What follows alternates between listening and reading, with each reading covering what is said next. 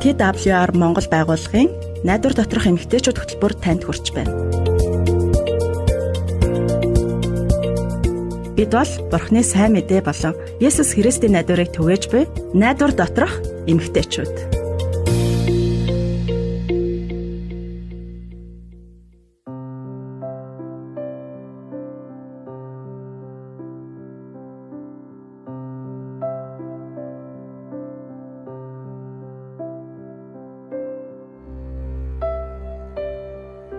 Найдвар доторх эмэгтэйчүүд нэвтрүүлэгтээ давтаа морил. Тэгээд өнөөдрийн дугаарт гэрлээ жимсэн хоёр нь хамт байна. Тэгээд та яг одоо намайг сонсож байгаа хаа гэдэгт итгэж найдаж байна. Тэгээд та магадгүй өнөөдөр дуртай дуу хөгжмөө эсвэл танд хэрэгтэй мэдээллийг таныг аюулгүй байлгах ямар нэгэн зүйлсийг та өнөөдрийн туршид сонсож байгаа хаа.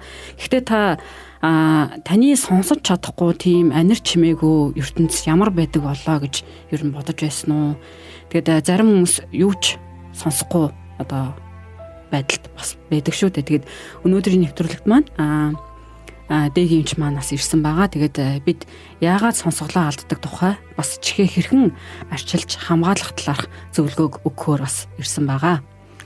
За сонсогч танд энэ өдрийн мэндийг хүргэе. Би Жимсэн. Саяхан би Хелен Келлер гэдэг эмэгтэй тухай ном уншсан. Бас нөгөө киноч гэдэг шүү дээ. Та нар мэддэг бах. Тэр Хелен Келлер өөрөө хэдийгээр нөгөө хараагүй, сонсголгүй нэгэн байсан ч гэсэн хүмүүстэй харилцаж бас амьдралаа өөрөө гайхалтайгаар туулж чадсан эмэгтэй. Та бүхэн санал. Тэгээд гэрлээ бас тэр эмэгтэй тухай номыг чи өмнө нь уншижсэн нь киног ч юм уу үзчихсэн нь. Уншижсэн. Тэгээд нөгөө намайг баг хахад ээж маань нөгөө Хелен Келлерийн тухай ном байдаг гэж хэлжсэн. Тэгээд миний ч гэсэн нөгөө хамгийн дуртай номнуудын нэг. Хелен Келлерийн түүх нь өөрөө үнэхээр гайхалтай түүхтэй. Бас Хелен Келлер өөрөө маш мундаг багштай байсан. Багш нь түүнд бас нөгөө сонсголгүй байсан ч гэсэн яаж ярьж сурах аргыг бас зааж өгсөн байдаг шүү дээ. Тийм яг нүг гараараа гарын нүг тохионы хэлээр тий. Тийм. Тэгэд би тохионы хэлээр ярьж чаддаг хүмүүсийг харахтаа үнэхээр нүг биширдэг. Тэгээд тохионы хэл сураад сонсголгүй хүмүүстэй харилцаж сурвал тэдний талаар бас илүү их зүйлийг ойлгох болов уу гэж бас боддیں۔ Тийм шүү. Би ярьж сонсож чаддагтаа бас үнэхээр их талархдаг.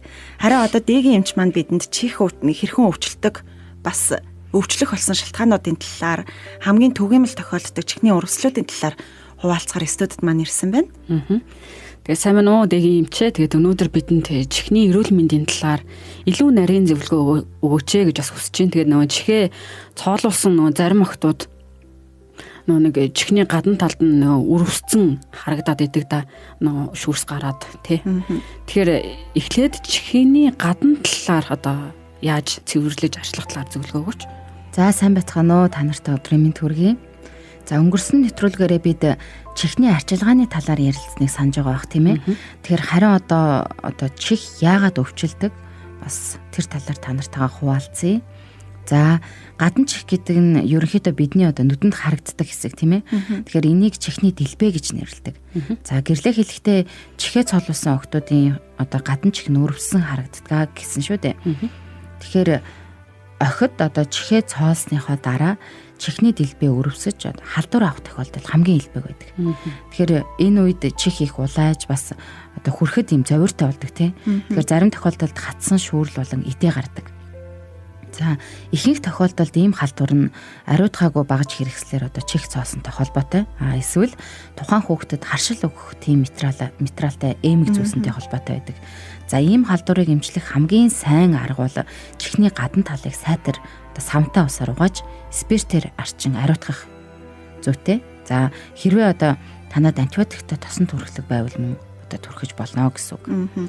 Хэрвээ чихээ цоолсноос шалтгаалаад халдвар үүссэн бол халдварын үед эмгийг зүүсэн чихтэнд байлгахгүй эсвэл эмгээ тайлсан дээр идэм болоо. За их зөв асуулт байна л да, баярлаа. За хэрвээ эмгийн тухайн хүнд харшилтгүй материалаар хийгдсэн байвал жишээ нь алт, мөнгө гэх металл, тийм металл орцтой бол эмгийг заавал авалгүйгээр халдвартай хэсгийг гадна талаас нь цэвэрлэж болно гэсэн үг. Тэгвэл чихний дотор талд үүссэн өрөвсөл халдварын талаар ярьж өгөөч. За чихний дотор хэсгээс бид зөвхөн наан байгаа жижиг нүх болон чихний сувгийг л харж чаддаг тий. Тэр хэсэг рүү нь ер нь хуруунаас өөр юм хийж болохгүй тий. Тийштэй. За тийм шүү. За энэ хэсэг ихэвчлэн одоо загтандаг учраас хүмүүс гараараа ухаж оролдох дуртай байдаг тий. Тэгэхээр энэ нь одоо мөн халдвар авах эрсдэлтэй гэдгийг санах хэрэгтэй. Хүмүүс хулхаа авч байна гэж одоо мод ч юм уу, шүтэнц ч юм уу ямар нэгэн зүйл чихээ ухах ёсгүй л дээ. За энэ ингэснээрээ одоо өрөвсүүлсэн олон тохиолдол байдгийг. За ухаж явах явцад чихний дотор талыг маажиж гимтээж улмаар одоо халдвар үүсгэнэ гэсэн үг. Тэгэхээр хэрвээ одоо халдвар аван өрөвсөн тохиолдолд чихэнд өвчин орно. Энэ үед чихнийхээ урд хэсэг дарж үзэхэд одоо хүндүүртэй байдгаа гэсэн үг. Тэгэж одоо өөртөө мэдэх боломжтой. Манай хүүхдүүд ер нь багтаа чихэн айгүй өвддөг байсан. Тэгээд тэр үед нь нөгөө чихийг ухаж байгаагүй л дээ.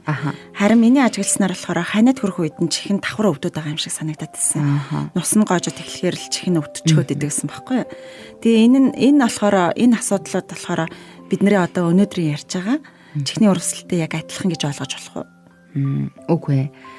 Ханиад томооноос үүдэлтэй чихний өрөвсөл нь одоо ихэвчлэн дунд чих ба хингэрэгний арын хэсэгт үүсдэг. Тэгэхээр залгиур хоолой уг болон дунд чихийг холбодог жижиг хоолой гэж биелдэг. Тэгэхээр хүүхдүүд зарим одоо насанд хүрсэн хүмүүс за ялангуяа ойр ойрхон ханиад хүрэх эсвэл хамар нь ингээ битүү байгаад байх үед чих өвдөх нь ер нь элбэг байдаг. Тэгэхээр энэ тохиолдолд чихийг гаднаас нь ямар нэгэн зүйл ажиглагдахгүй чихний гадна талаас тий өвдөлт нь бүр чихний дотор гүн хэсэгт мэдрэгддэг гэсэн үг. Тэгэхээр энэ хоёр өрсөл нь хоёр өөр асуудал юм байна шүү дээ тий. Бас чихийг өрөвсүүлж байгаа нэг хэсэг нь ч гэсэн өөр байдаг юм байна шүү дээ. Гэхдээ яг үүний гэмчлэх арга нь хоорондоо адилхан байдгүй өөр байдаг. Үгүй өөр байна л да. Тэгэхээр чихний сувгийн өрөвслийг ихэвчлэн эми санд одоо зарагддаг тусаалах ч юм уу эсвэл ямар нэгэн шингийн эм зэрэг тусаагаад эмчилж болдог тий. Хүндэрсэн үед бол заавал эмчид үзүүлж тусаахаас гадна одоо амаар антибиотик уух хэрэгтэй. Хэрвээ бага насны хүүхэд ханиад нь хүндэрсэн тэрнээс болоод ингээ хамранд битүү удаан яваад чихэн өвдөж одоо өндөр халуураад авах юм бол тий дунд чихний өрөвсөл болж ийл гэсэн үг. Тэгэхээр энэ үед өрөвслийг эмчлэх зорилгоор антибиотик уух хэрэгтэй. За хүүхэд өвдсөн л бол ерөнхийдөө заавал эмнэлэгт хандан мэрэгжлийн эмчд үзүүлж одоо шаардлагатай зөвлөгөөг авах хэрэгтэй гэсэн. Тэгэхээр нүг чихний хулх гэж ярьдаг шүү дээ тий. Яагаад чихэн дотор одоо ийм зүйл байгаад идэг вэ? Энэ талаар тайлбарлаж өгч. Чихний хулх гэдэг нь өөрөө одоо бохирдол биш. Тэгэхээр харин ч одоо бидний чихийг цэвэр байлгаж одоо гадны ямар нэгэн халдвараас хамгаалахын тулд байдаг зүйл байхгүй юу? Тэгэхээр нөө байгалийн цэвэрлэгч гэсэн үг тийм. Яг зөв. Тэгвэл эмчи яг одоо та өмнө нөгөө нэг антибиотик уух шаардлагатай эмчилгээний талаар ярьсан шүү дээ. Тэгвэл антибиотик уух шаардлагатай болдог чихний дотор талын өрөвслийн тухай та яриад өгөөч. Ямар шинж тэмдэг илэрдэг юм бол тийм. За одоо хэрвээ та халуурах, нус гоожих, за хоолон дээр их хэмжээний цэртэй байх тийм заримдаа ингээ ханиалгах зэрэгт чих маш их өвдөлттэй болдог. За тэгэхээр няра болон бага насны хүүхдүүд мэдээж одоо өвдөлтөө хилж чадахгүй шүү дээ. Тэгэхээр хоол идэх сонирхолгүй болчдөг гэсэн үг. За хөх угжаах хөхтөө эсвэл одоо юм зайлах үедээ зовиортой байгаа нь харагддаг шүү дээ.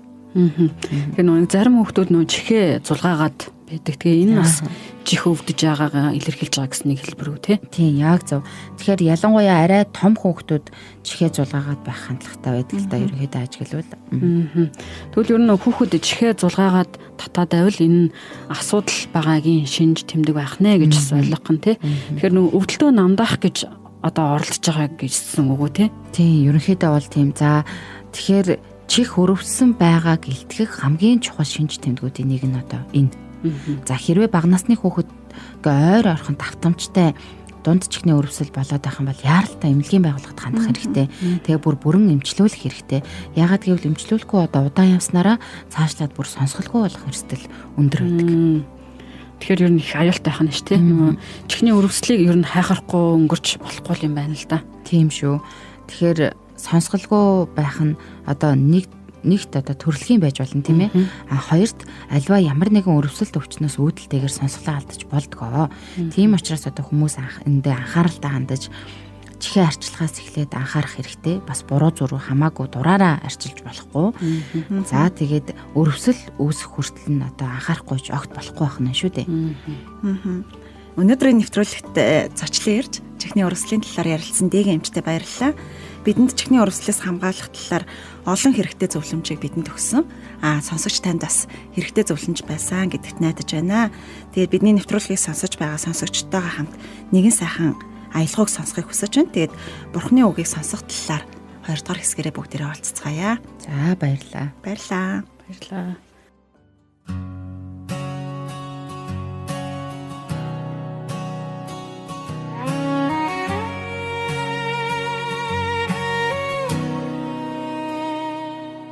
Таныг дуулъя Есүс эзэн минь, таныг дэрлэе аврагч эзэн минь. Учир нь та биднийг сонгосон нэгэн өөрийн нэрээр нэгтгэсэн Бурхан, харин та нүмэн бидэрлээ магтан дуулъя алдрыг тань бид сэргэн босsi хүүхээр тань бид. Учир та биднийг дуудсан нэгэн өөрийн нэг үслээр аварсан Бурхан, идэх чань руу бидэрлээ үргэлж хамт байдаг эзэн, үнэн нүдээр та биднийг ариусгаач. Үрд хамт орших эзэн, үнэний төлөө биднийг удирдаач. Бидэнд байна бид хамтдаа.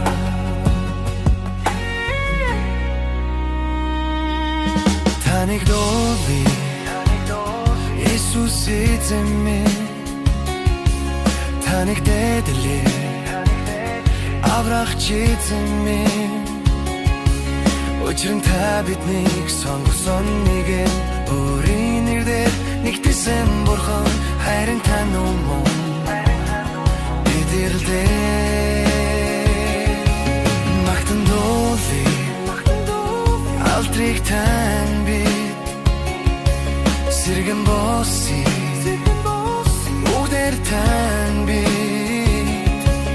Учир нь та биднийг дуудсан нэгэн өөрийн нэг үслээр аварсан Бурхан, ирдэг чань руу бидэрлээ үргэлж хамт байдаг эзэн, үнэн нүгээр та биднийг ариусгаач. Үрд хамт орших эзэн, үнэний төлөө биднийг удирдаач. Бидэнд байна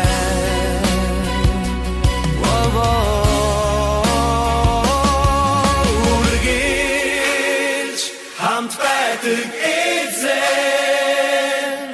үнэн нүгээр та биднийг ариусгаач. Үрд хамт орших эзэн, үнэний төлөө биднийг удирдаач. Бидэнд байна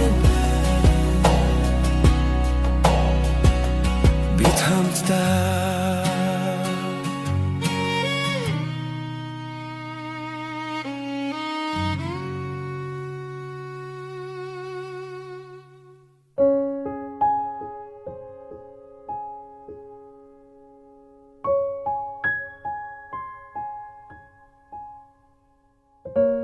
Найдвар доторх эмэгтэйчүүд нэвтрүүлэгтээ эргээд тавтай морилно сонсогч та бүхэн.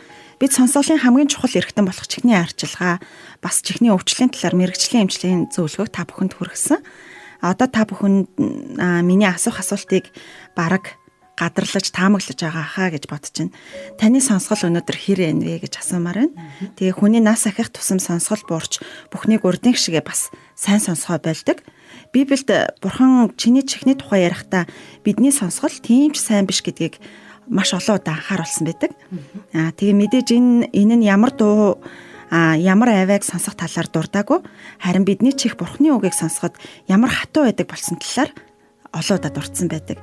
Тэгээд энэ талаар Дуулал номын 135-ын 17-д чихтэй боловч сонсдоггүй, аманд нь амьсгал алга гэсэн байдаг. Тэгээ бас Еврей номын 5:11 дээр болохоор энэ талаар ярих зүйл бидэнд их байна. Харин та нар хатуу чихтэй болсон тул тайлбарлахад бэрх байна гэж Библиэлд хэлсэн байдаг. Тэгвэл бид яг одоо юуг сонсож чадахгүй байна вэ те? Бурхан бидэнд хэрхэн амьдрах талаар зааж өгсөн түүний үнэн сургаалыг өнөөдөр өдөр тутмынхаа амьдралд олон хүмүүс сонсож чадахгүй байна. Үүнтэй сонсогч таач гэсэн санал нийлж гэнэ үү гэж би асуумаар байна. Тэгээ бүгдээрээ шударгаар бас өөрийгөө дүгнээд үзье. Тэгээд бид ихэвчлэн өөрсдөө байдаг гим нүгэл болоод буруу үйлдэлтэй харьцангуй тайван ханддаг зүгээр штэ гэл те. Бид амьдралынхаа бас хэв маяг дадал туршлагаа өөрчлөхийг хүсдэг ч гэсэн тийм шаргуу байдаггүй. Заримдаа бүр үүнийг бас өөрчлөх хүсэлгүй болчихсон байдаг штэ.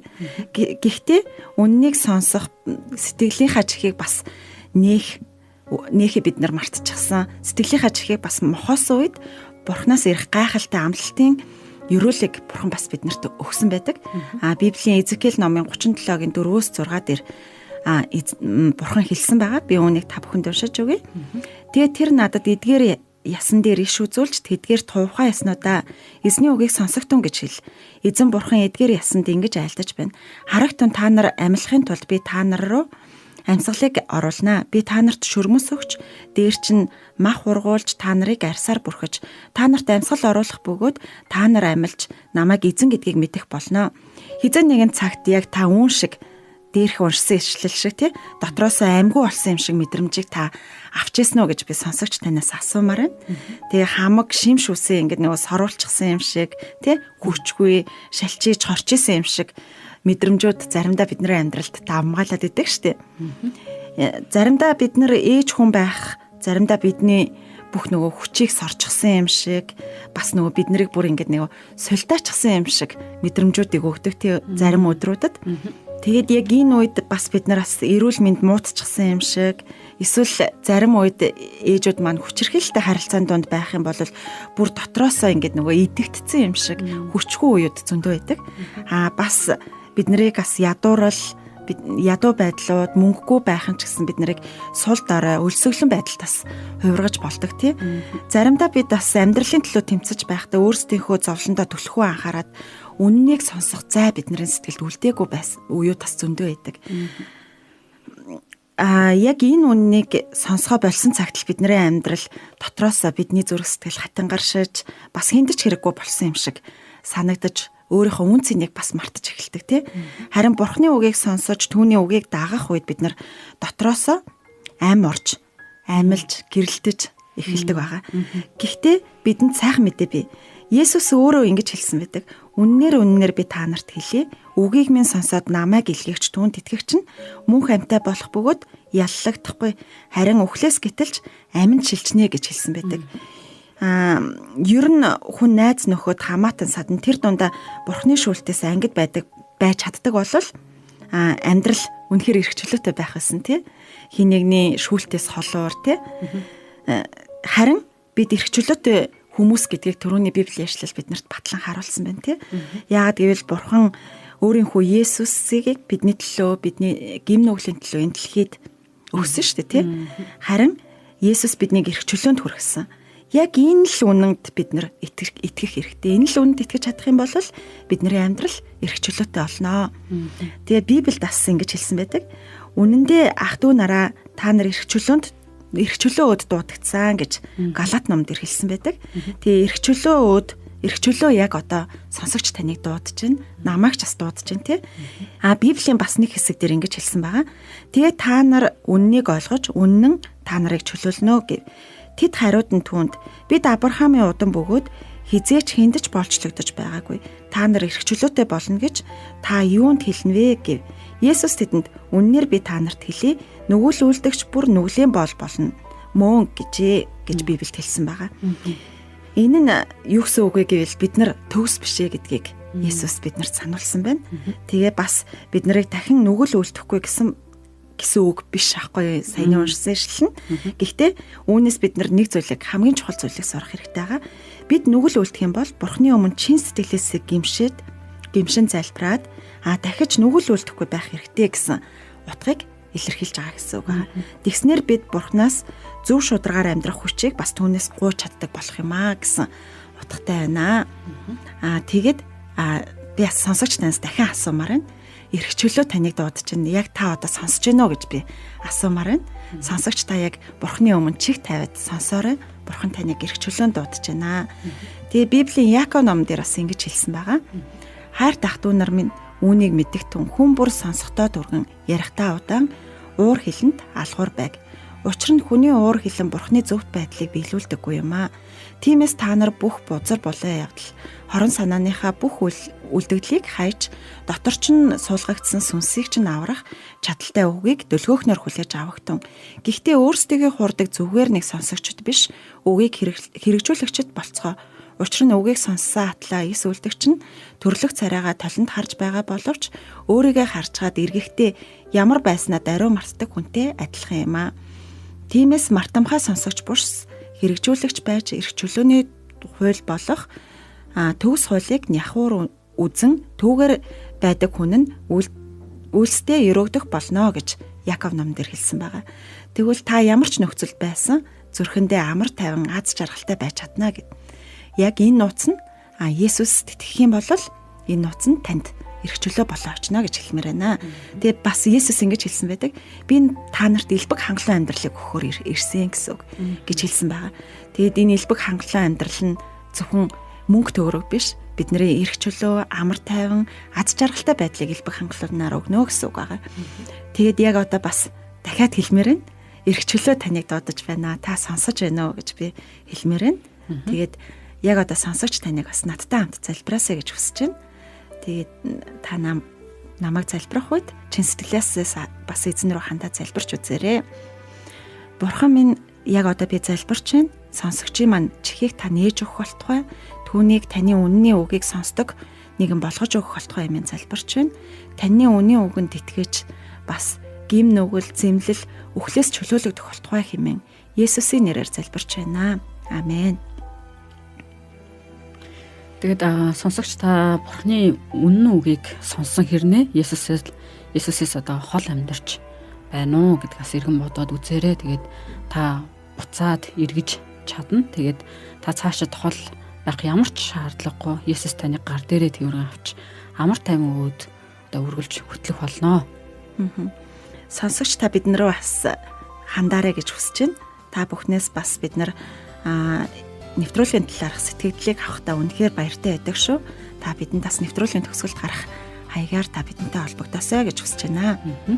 Найдвар доторх эмэгтэйчүүд нэвтрүүлгээ сонссон сонсогч танд баярлалаа. Тэгээд амьдрал дээр одоо бидний ярьсан зүйлийг хэрэгжүүлээсэй гэж хүсэж байна. Тэгээд дараагийн нэвтрүүлгээр уулзалтлаа. Түр баяртай. Баяртай.